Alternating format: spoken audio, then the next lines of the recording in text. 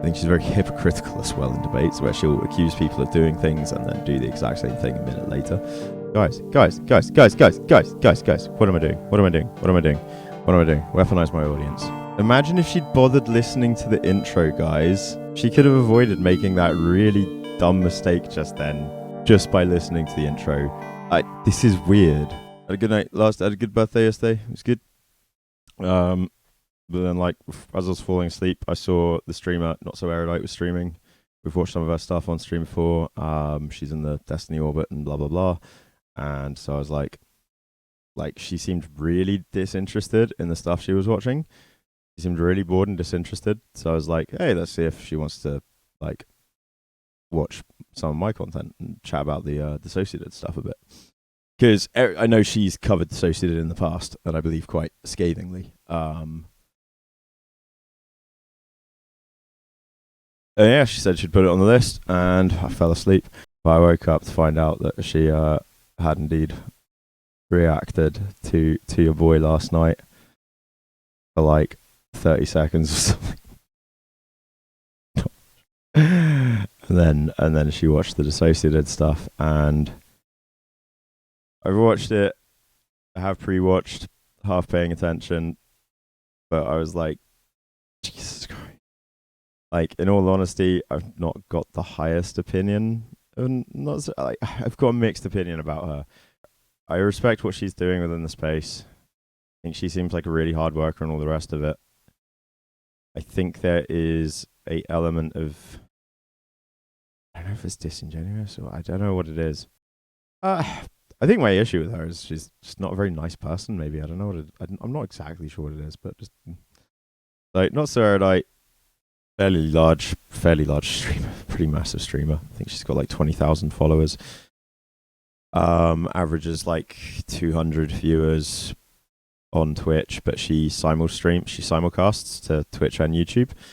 So I don't know what her YouTube chat was busier as well. I think she's hitting like 1,000 viewers in her live streams.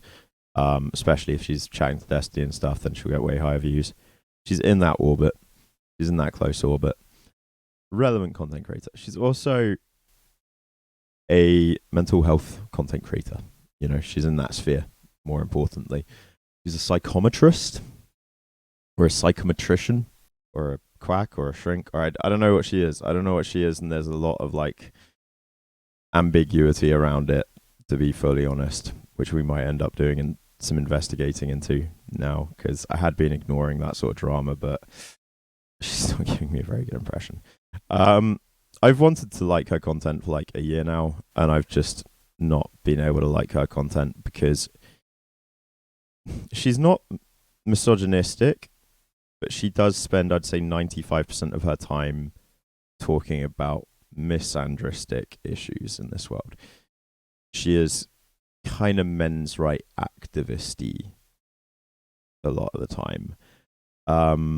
But then that has let her hit stages like Fresh and Fit, where she's managed to talk to Fresh and Fit and challenge them on their opinions really, really well. Like, I actually think her performance on Fresh and Fit is one of the best performances anybody's had on that fucking show. She did incredibly well on that show. They respected her. They listened to her. Where she was building bridges with them, she was able to challenge them on so much. It was very impressive. I think she's very good at debating and in the debate space. I think she's very good at overwhelming people in debates, though, as well, to be honest. I think she's very hypocritical as well in debates, where she'll accuse people of doing things and then do the exact same thing a minute later, normally in regards to screaming and shouting and a high level of, like, emotions being used to overwhelm the opponent. But yeah, she's a human, whatever. But she has reacted to dissociated in the past, apparently. I've not actually watched her content about dissociated. I just heard about that fairly recently, but I thought I'd, while she was streaming, shoot her a message, and we'll just, we'll have a watch of all that. Yeah. I mean, I've never watched her stream before. This is my first time actually tuning into one of her streams. I've just seen her in loads of videos and clips and stuff online. So, you know, all the context, and I tweeted at her before going live. Oh yeah, guys. Guys. What am I doing? Weaponize my audience. I mean, I'm just Just want to expand. They have a background in both psychology and stats and are experts at designing tests and interpreting results in research and education. Not quackery, it's the intersection of math and science. Oh, yeah, no, I totally agree with that. I wasn't saying that psychometry was quackery. I was saying erudite is quackery trip. Fully misinterpreted me there, though. That's all good. No, yeah, the psychometry is interesting. Really interesting field. I'm just saying nobody knows if she's a psychometrist or a psychometrician or any of the above, or if she's just got like a diploma, or if she's just worked for like a Christian counseling group that she set up herself for a couple of years. It's all up in the air right now. Like, one of the things she's received flack for is she runs a service where for $40 she will help you find a therapist. You can pay her $40 to help you find a therapist. And that might seem like a bit of a grift, but actually, whilst people have attacked her for that, I think that's a really useful service. Because as you know, it's kind of hard finding good treatment, right? Fucking sifting the quacks from the good can be a lot of work. But it's an interesting field to set yourself up in. Like, it's a really interesting job to just like figure out for yourself, because there's obviously no oversight to it or anything. It's an interesting one. It's all up in the air. The bio says psychometrician/psychometrist. Yeah.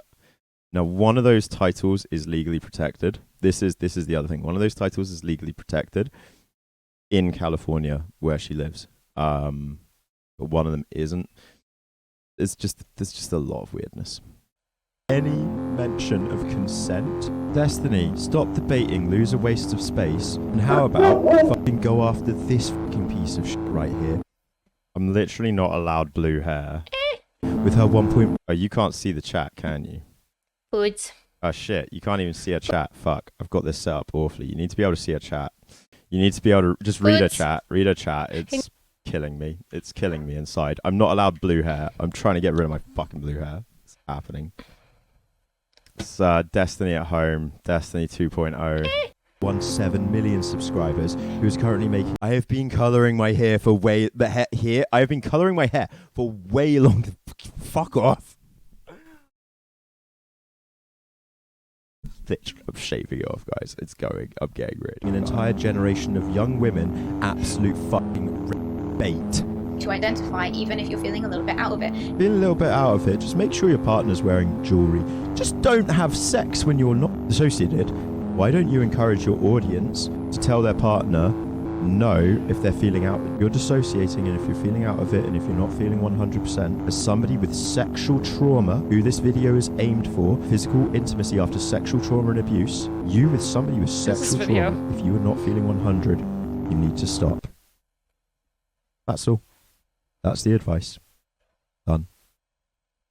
Then stop having sex.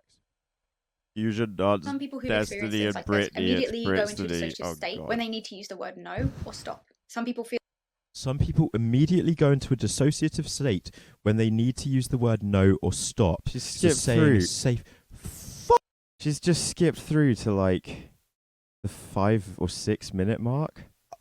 Off with this made up horse. Those people that can't say no or stop need to discover, because there are people, I get it, they can't use. This guy wanted my opinion on dissociated's take on sex, but I've heard 80 seconds of it and 90 seconds of him. Hold on. Because she watched the fucking intro and then skipped to a part where I was...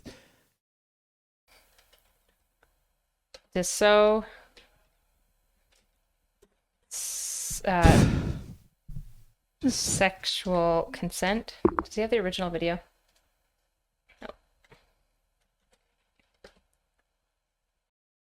Not so erudite. Small content creators helping other small content creators. Nah. Okay.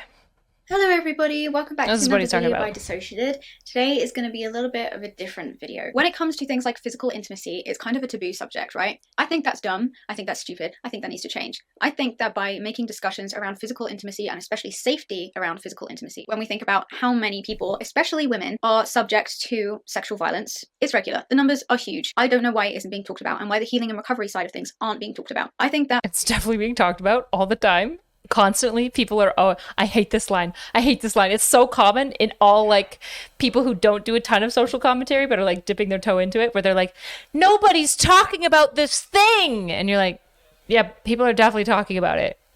You probably just don't like watch a lot of like social commentary. By shaming people for talking about sex or recovery and physical intimacy in relationships after trauma, we are stopping She's been around a lot of boomers. People from healing as well and as quickly as they could do. If there was more openness, more people would feel comfortable coming forward and saying, yeah, this happened to me. It wasn't okay. I want to heal from it. Is there anyone out there like me? Yes, there is. So today, what we wanted to do is talk about recovering from sexual trauma and rediscovering sexual intimacy in a safe way. How to do it. We're not going to be going into anything that's sexy or anything that's explicit. What I am going to do is give you advice that has worked for our system and that we have given to other trauma survivors, people who are and aren't systems, and it has worked for them as well. Hey, Discussions today are going to be about keeping yourself safe and how to, without likelihood. Before all I can do is tell you from that I already hope trauma is in our healing, or we're with different partners, whatever. It doesn't matter. If it doesn't work for you, it doesn't. So she just skipped the fucking majority of the intro. Now in the intro, Dissociated describes that she is making this video not just for people with DID. In fact, it's not really for them. It's for people with sexual trauma, full stop. And it's for people's partners. She specifically states that she is making this video for people with any form of sexual trauma and their partners. And in fact, it'd be a good thing to get your partners to watch this, is something she says. Step one is figure out what you need. It might not be what you think you need, and it might not be what most people will think to somebody who's been traumatized intimately. A lot of people assume that if you're dealing with somebody who has experienced that, the right or only way forward is gentleness. For some people, gentleness in bed can be triggering in itself. When people think about sexual trauma, a lot of people only think about very violent illustrations of it. While all sexual trauma is violent, that doesn't mean that it's always aggressive. For some people, and not all, gentleness in bed can be triggering. Affection in bed. Okay, so right from the very start, before you guys start criticizing this is advice to sexual assault survivors about the ways that they communicate and navigate their needs. This is not advice to other people trying to have sex with sexual assault survivors, right? She's not saying that gentle can be triggering, so don't be gentle, because that would be endless. This is only advice for sexual assault survivors of saying, figure out what you need, okay? Just to be clear. Imagine if she'd bothered listening to the intro, guys. Imagine if she'd bothered listening to the intro, guys. She could have avoided making that really dumb mistake just then, just by listening to the intro. This is weird. I guess I don't know what it is. My blue hair and being a guy and British like triggered her, and so she decided to like go nutty, ignoring the point and giving this the most shallow, vapid and sort of like just useless reaction. Yeah, I literally expected somebody to be like, so I need to mind read? This isn't advice for you. This is advice for you. Dissociated literally says that this is for partners. Erudite, you're doing a Vorsh here. This is so dumb. This is what Vorsh does. He doesn't bother watching the content. He skips through it at high speed and then like reacts to his assumptions. You are reacting to your assumptions right now. Also, you accused me. You were like, this person's been talking for like 80 seconds. I haven't heard. Erudite, you've not listened to her say pretty much anything yet. This isn't advice for you. This is advice for people who have sexual assault, is to figure out what they need so that you don't have to mind read. Triggering. Soft-spoken or whispered words can be triggering. Also, before I go... How did I know? How did I know? You dumb motherfuckers. We're about to your fucking face off. How did I know? This is going to be discussion. Because I know that people can't watch videos and actually absorb. So basically, mind reading, like, there you go. Or what other people are saying. Of intimacy, potential triggers, or things that could be triggering to you. Again, I'm not going into anything specific. What up, Hellzone? I'm not going into anything. Oh yeah, thank you for the tip the other day. detailed. If you feel uncomfortable, make a note of why you feel uncomfortable, especially if you do want to try some of these things, so that you know, don't go there. Okay. Whispering or hushed words can be triggering. Communicate with your partner. If they give you boundaries, trust them, listen to them, and stick to them, even if it doesn't make logical sense to you. That's the same for you if you are the person who has experienced a difficult past. Even if it doesn't make logical sense to you, if it doesn't feel comfortable, if it doesn't feel right, stop. There is no right way to recover. There's no right way to enjoy sex or sex. Okay, so this is a guide to sexual assault. Got it. Thanks, Erudite. How is her fucking chat understanding this so much better than her? Her chat is understanding this so much better than her. Okay, that's at least good, I guess. But then Erudite always complains about the fact that 90% of her audience are hate watchers. Are they hate watchers, or are they just like better informed? Sexual intimacy, okay? If it feels wrong or uncomfortable, that doesn't mean that you're wrong, okay? It doesn't mean that you're the source of the discomfort. It means that this isn't right for you, and that's okay. There's no right or wrong way to do this. Like, listen to what your body is telling you. Don't push it. With her certificate on the background in her fake office that she set up at her house, like. Second tip is... Ooh, this is dangerous advice. Uncomfortable is not the word I would use here. If you are starting to feel triggered because of trauma, listen to your body.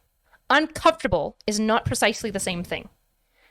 And absolutely figure out what your triggers are. And yeah, I think the boundaries about like what works doesn't have to be reasonable or make sense. Of course not. Sex doesn't make sense. It does sound like she's giving advice to people who are trying to have sex with people who have been traumatized partially now. Yes, because she is.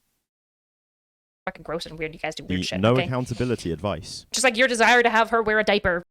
Sleeping with a woman with a history of sexual abuse, which is a lot of women, can be very frustrating and confusing, especially. It's a confusing experience. It can be. Seriously, that's why I talk on this and why I'm so annoyed at dissociatid's advice and really annoyed at Erudite and really happy that at least her audience are not as dumb as she is. I mean, or just lazy or inattentive. I've come up with a new idea. I call it Grandad's Razor. It's like Hanlon's or Occam's Razor. But it works like this. Without evidence of dumbassery, instead assume laziness. Because often lazy people can seem like absolute dumbasses and then they'll surprise you. Dumbasses always kind of seem lazy. Doesn't make a lot of sense, but it is what it is.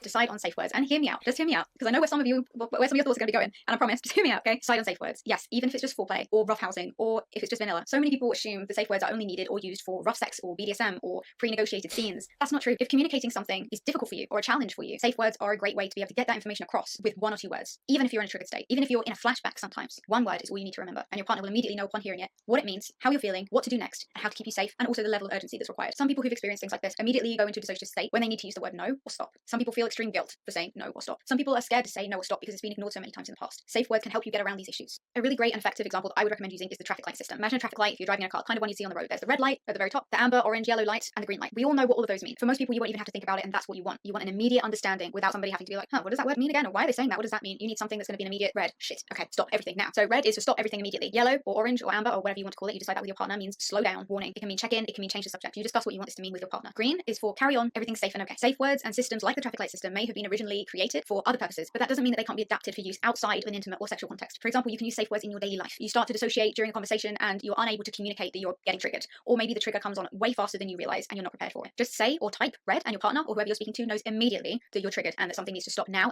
Okay, so again, some people are probably about to this is very precise advice for people with like high... Her chat is beginning to because this is fucking retarded advice. This is not precise advice for people with high-level trauma. This is fucking dangerous, retarded advice and advice for people involved in kink communities. This isn't...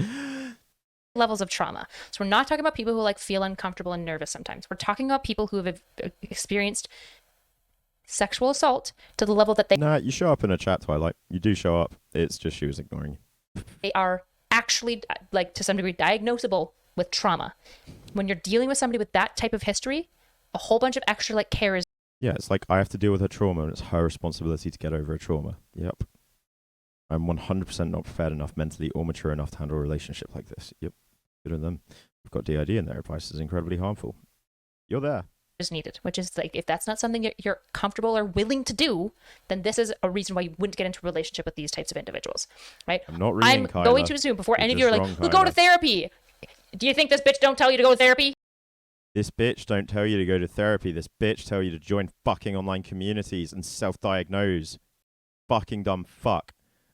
And buy fucking scented candles and do essential oils and join fucking neo-Christian cults That's what this bitch advises. You fucking dumb fuck. Okay, you think she doesn't encourage you to go to therapy? Of course she does. Of course she does. Oh, what happened? There we go. Wow. Okay. Just checking with you. Your partner will know. I can't assume laziness, considering that she says she's made video and covered this person before. What to do without you having to explain or discuss. When you're in a triggered state or you've started to dissociate. Yeah, this is a really unique type of relationship that you have to be really on board to sign up for, right? This is why a lot of people who have high levels of trauma don't get into a relationship. Well, that's not true. A lot of them do, and the relationships are really fucking messy because essentially your partner has to agree to a whole bunch of more or less. Somebody else with my. Oh my god! Stubby One Kenobi. Pineapple, pineapple, pineapple. Fucking pineapple! Let's go! Oh my god! Is it happening, loungers? Is it happening? Unfair asks, ridiculous asks, uncomfortability, constantly being disappointed, and they have to be willing to do it for you because they love you anyways, right? Which some people are willing to do, and it's very base when you're willing to do it. But not everyone's ready for that. Not everyone's interested in that. Which is why being in having a high trauma history can make getting into a relationship really, really, really fucking messy. That doesn't mean it's impossible. That doesn't mean that they're bad because they have all these extra needs. They promote self-diagnosis and using Facebook groups in place of doctors. Oof. I feel like even in a regular relationship, red, yellow, green is still a very usable structure. Yeah, it's more for regular relationships. Would not get in a relationship with a person. Would not get in a relationship with such a person in the first place. Yep, been through that. Like, Kyla, fucking dissociated. The two of you are making women with mental health issues look like the worst people on earth. That's what you're doing. You're making women with trauma look like demon spawn to avoid. That's what you're doing right now. Well done. It just means life is fucking rough, so they have these extra needs. What's important for the person who's had the rough life is learning how to communicate that really, really, really, really clearly and being okay with the fact that not everyone is going to be willing to work through that with them or concede these things. There are going to be people that they want to be in a relationship, that want to be in a relationship with them, and it doesn't work because the person's just not really willing to meet all of these needs, or they can't. Sometimes you can't explain. So being able to say one word and having all that information packed into there is very helpful. While they may not know the details of this specific situation, what they do know immediately is that this is an urgent situation that needs their full attention right now, or without you having to say anything else. One word, short, easy to say, easy to remember. I don't like the language of it's a situation that needs their full attention right now, because it's putting the responsibility of the trauma on the partner when the responsibility is, even in the state of trauma, more or less on the individual. What that individual is looking for is a partner who wants to take on that responsibility, who's willing to basically go, how do I help you right now? That's what good partners do. Just to be clear, that's what good partners do, right? When I was going through panic attacks with Nick, he was wonderful because he said, what do you need? Right? What can I do to make this easier for you? Which is based, by the way. That's just called being a good partner. Okay? If you think it's cringe, guess what? You should probably, get into relationships with people with mental illnesses. I'm speechless. Not going to be your thing. You might want to look at yourself. Red has been ingrained in most of us from an early age by society to mean stop and danger. Just like with traffic lights, warning signs, stop signs, all of them are red. Same with yellow, orange, or amber. Personally, I prefer to say yellow. I find it the easiest for my mouth to pronounce when I'm in a dissociative state. If you're slurring your words and dissociating, orange can also be easy to say and understand, because even if you say orange, what? Orange, people are still going to be able to be like, orange, But you figure out what works best for you. The important thing is that it can be easily recalled, even when you're in a triggered state. This is good advice for people who do have dissociative levels of trauma. This is a good tip, just to be clear. Learning a key word, because she's right. No, if somebody was raped while they were screaming no the whole time, no is not going to be something that they can say. They need to find a way, because saying no, the words N-O isn't what matters. It's finding a way to communicate. No, stop, wait. That's what people need to figure out how to do.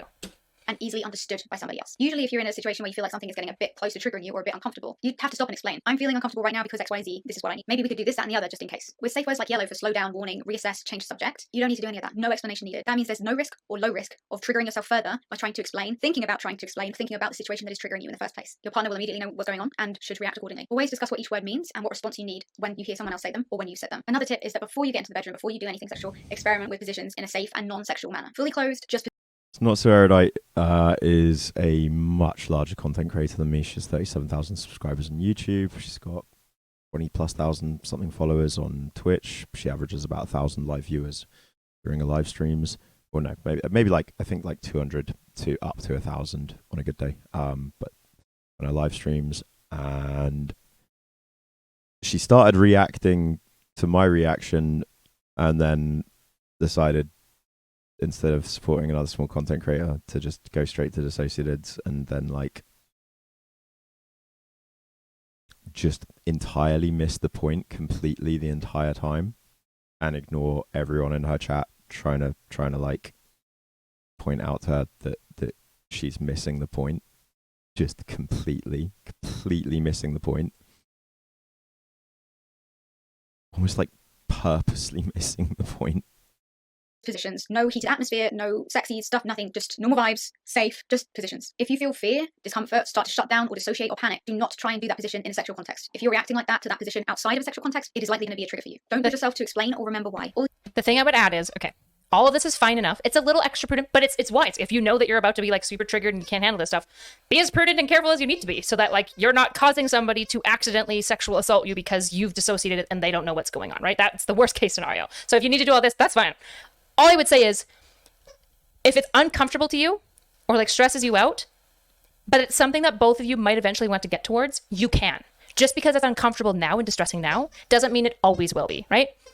I used to have panic attacks anytime a guy touched me. That doesn't mean that that's where I wanted to be. So I like worked on it and through it. And I lucked out to have a partner who's really, really patient and willing to like work with me through that, right? What you need to know is that based on how you feel, it won't be a pleasant or enjoyable experience for you. And sex is supposed to be a pleasurable and enjoyable experience. So you don't need to try that. It's not going to work for you. That's said something about how yellow and orange seem like they're not very good unless your partner has a very, very clear understanding of exactly how your trauma works, which seems unlikely, given you likely don't have that firm a grasp. Green also seems a bit pointless, as it can just be replaced by enthusiastic consent. Red seems like it could be really good, though. Yeah, but it's still not a good safe word. It isn't. No, it's not. It's not the sort of safe word you're meant to use. No, it's not. It's fine. There are other things that might work for you instead. Other things that might help. Or, just to be clear, or you can work towards that.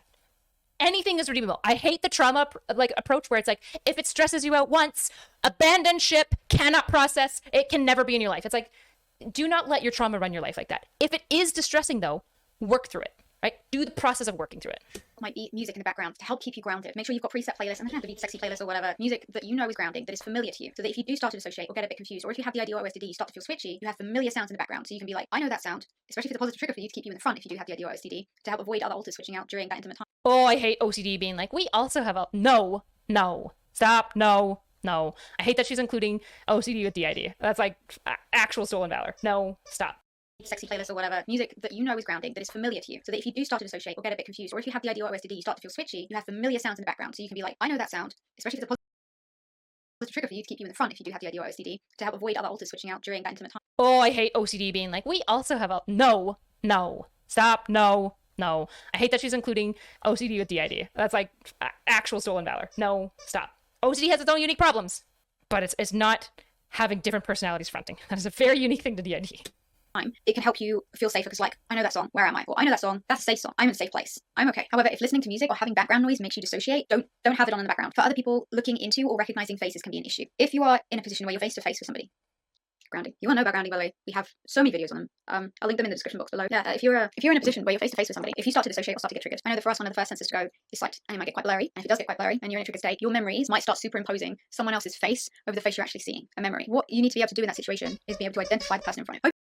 Hopefully, you'll be able to catch it when you realize that you started dissociating or started to get triggered. But I know that can be very difficult, especially if you're in a heated moment, because your attention's elsewhere, right? So for situations like... She's irritating. She's very intelligent. I feel bad every time I call her a dumbass or an idiot because she is insanely intelligent, a phenomenal speaker and an excellent debater. I just disagree with her on a lot. That what I say is you can utilize grounding in these situations too. Like I just did with this, for example, if your partner has a perfume or an aftershave or some kind of smell, whether that be hair gel or a body wash, whatever that smells really strong that you associate with them, have them put it on before you go into the bedroom. That way, hopefully, you should be surrounded by this grounding smell that you're familiar with. This is super specific advice for people with DID, because she's basically talking about how to make sure that the person who's fronting, who's wanting the sex with the person they're having sex with, stays there the whole time. This is not something that I think would apply super well to pretty much any other situation. You associate with safety. So even if your other senses start to go, that should help bring you back or at least keep you out of a really triggered space visually. Another thing would be wear bright colors, things that would be recognizable even if your eyesight starts to go very blurry. That could be them wearing something in their hair. If you have a partner who wears makeup, maybe some bright makeup, bright eyeshadow or something like that. If they have jewelry, maybe some interesting or brightly colored or unique jewelry that would be easy for you to identify even if you're feeling a little bit out of it. And if you are feeling a little bit out of it, you can use yellow, take a break, check in, have some water, ground. Remember, you don't have to carry on, you don't have to push through it. You don't owe anybody this. You don't owe anybody anything. And also the goal also, it ends as soon as you feel uncomfortable. Kind of. It depends on if, like, we're talking about, like, PTSD, probably, yeah. Unless you're wanting to work through it. And then it doesn't just end, because sometimes, like, the processing of, is that sugar that he's giving the goat? Yeah. Is going to be important to you, and you don't have to just end it then. You get to end it whenever you'd like to, but you don't get to end it at a point where you get so fucked up in Aha, so I should do the opposite to force a personality switch. Gotcha. Your head from like traumas and triggers that you basically inadvertently cause a person to kind of to some degree cause you to feel like they've sexually assaulted you because you got so like dissociated and like messed up and like froze. Okay, but you are allowed to like push yourself if you would like to. It just might also be worth communicating that to your partner and make sure that your partner consents to that. If you're going to be like, hey, I do feel a little bit uncomfortable, I want to push myself, make sure you tell your She's talking about DID or OSDD. Some people in chat heard it correctly. God damn it. partner, please, for the love of God, please, because this shit is never just all about you. It's your other part. I'm imagining if they're your partner, they don't want to be complicit and you like actually like re-traumatizing yourself. Just to be clear. Physical intimacy shouldn't necessarily be, oh, well, it's not over until somebody has a Let's talk about DID. happy ending. No, you're in it for the experience, to be with each other in a safe and enjoyable and pleasurable way. Who gives a fuck if there's no happy ending? Finish yourself off, you know? What's important right now is your safety. Nah, this is okay? really good and specific advice. Anything. You're not a tool or a toy for someone else's use for them to get their happy ending. This is as much about you as it is about them. You do not have to serve anyone anymore. If you feel uncomfortable, if you're starting to dissociate, you can stop whenever you want to. Even if you feel like, oh, I don't mind. It'll be over soon. I can carry it. You don't have to do that anymore. Someone will think badly of you. You're not going to be punished for it. You can stop. Only do it if it's nice for you. And sometimes that might take a few tries. Sometimes it might take a couple of weeks, couple of months, couple of years. Sometimes it takes the right partner. Sometimes you can only do it by yourself. That's okay. Okay? It's not worth putting yourself through something that's going to re-traumatize you if it doesn't feel good.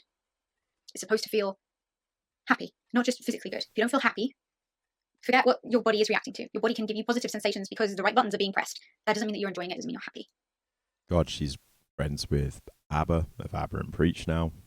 Okay? If you associate certain things with abusers, request that for this experience, your partner removes them. So like I spoke about piercings before, let's say your abuser had piercings, like a nose piercing, an eyebrow piercing or whatever, and your partner at the time now also has one. Request they take it out if you want to, just in case that kind of superimposing confusion happens. You want there to be as much difference between then and now as possible. I'd also recommend having recognizable objects and colors nearby. So that could be, for example, you turn your head, you're going to see something really recognizable that you know is safe and yours that will give you context clues as to where you are. That's what you want. You can also learn what you've associated with something bad. It doesn't always have to be touch. It can be words, it can be phrases, it can be noises, it can be the level of noise. Like I said earlier, some people react really Some of those work out on streaming as well. badly to gentleness. Some people can only do rough, otherwise it's triggering. For some people, it's the complete opposite. They need gentleness, they need softness, they need love, they need to feel appreciated and loved. And you can make someone feel appreciated and loved and still be rough and physically hard. You just need to know what you're doing. Check in with the person. What if your abuser has a face? Communicate with your partner, please, for the love of God. Don't assume what your partner needs. Also, don't assume what you need. Listen to yourself. Listen to your body. If you have alters, listen to your alters. Okay? Even if they're not going to be there, they might know, okay, well, if this happens, it's going to trigger me out. I don't want to be there. Okay? The amount of times I was triggered out as Nina, I mean, it was my job. I get triggered out and, you know, just carry on because I'm there now. So it's what I'm supposed to do type thing.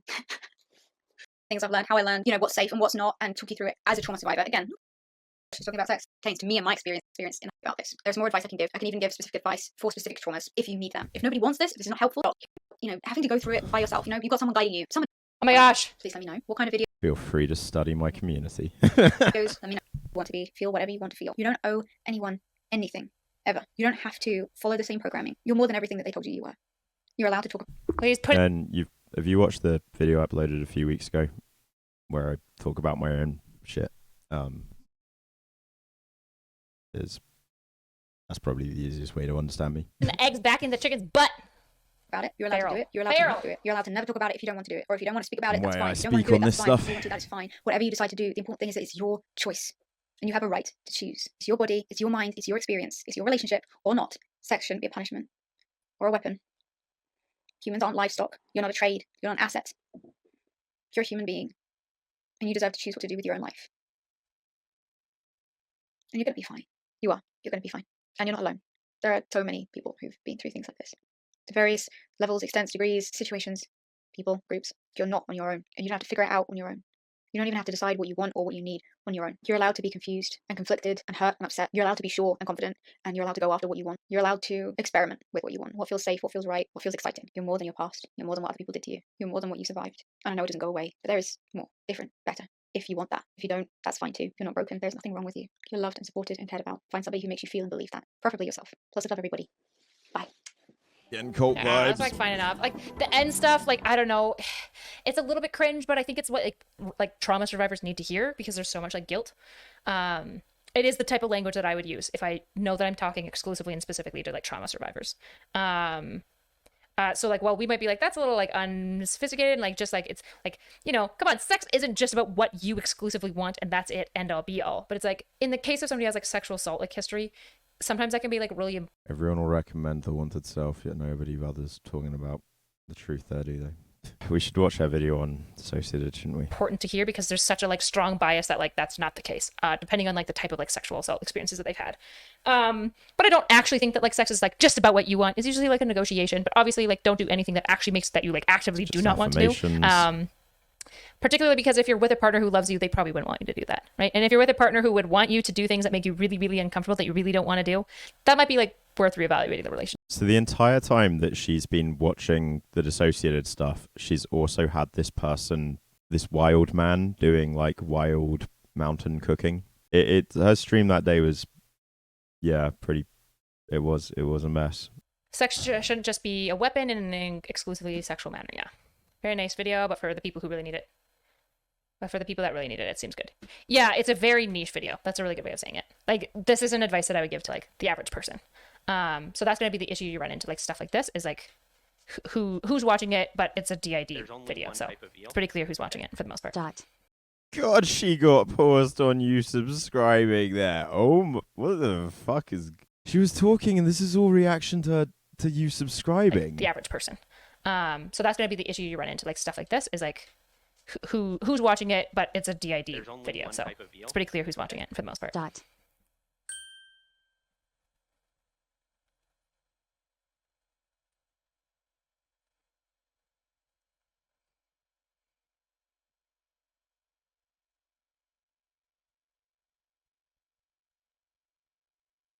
Yeah, most of the people that are like sexual assault like survivors are like, I really, really, really appreciate this. Thank you for reaffirming that it's not my fault. So yeah.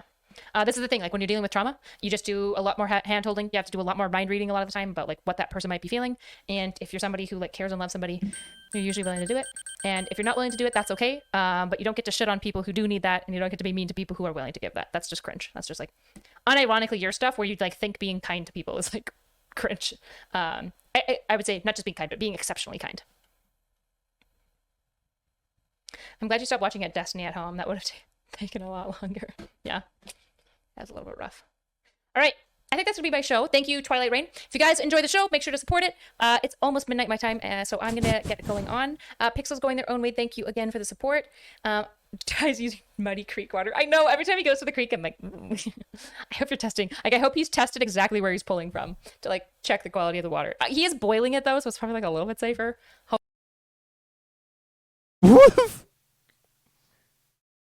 I need to see something. Wait.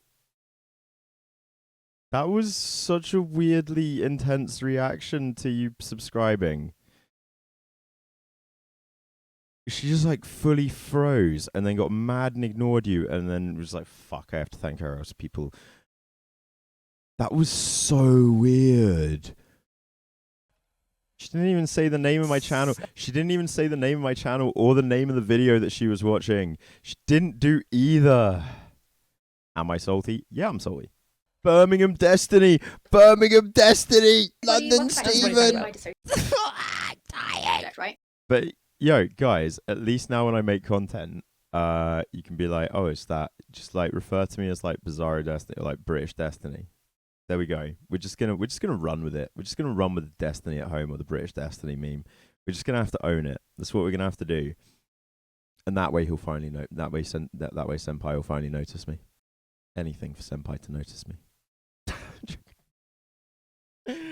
Britstony, the fusion dance version of Destiny and Brittany. I know. It's awfully accurate. I hate it. Kill me. Kill me. Thank you so much for watching, Loungers. Don't forget to like and subscribe, and maybe even leave a comment, you fucking asshole.